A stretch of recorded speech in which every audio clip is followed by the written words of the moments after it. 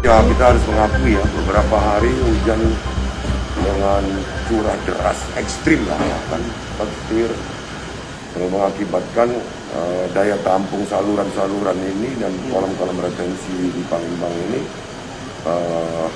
menjadi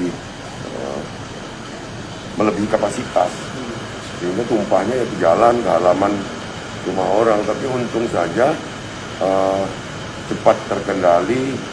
Buktinya siang hari tadi sudah banyak surut, hanya aja di satu titik ya.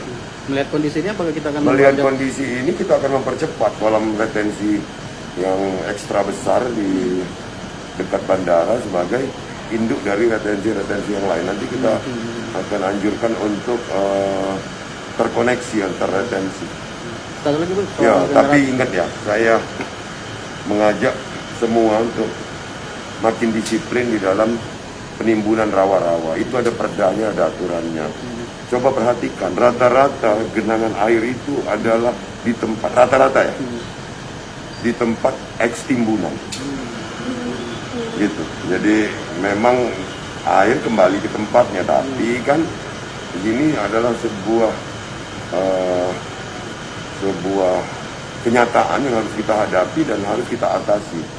Nanti akan keroyokan balai air dari Kementerian PUSDA sumber daya air di provinsi dan PU sumber daya air kota. Satu lagi, Bu, soal mobil listrik, Pak, kan ada wacana pusat untuk mengganti OPNL dan mobil listrik untuk kendaraan dinas. Menanggapi ini, Bu? Ini nak kita jaga, tapi kan kalau dibeli ke Siko dah lemak, dibeli ke Galo. Nah, dicarikan yang paling efisien, murah operasionalnya, tepat dulu. Soal fasilitasnya Pak, tentunya tentu akan minimal untuk yang operasional dalam kota lah. Oh, untuk daerah gimana? Ya enggak, maksudnya kalau pejabat Pemprov itu untuk operasional dalam kotanya, tapi kalau luar kota kan kalau habis baterai ngecas semua. Jangan lupa subscribe, share, komen, dan like ya.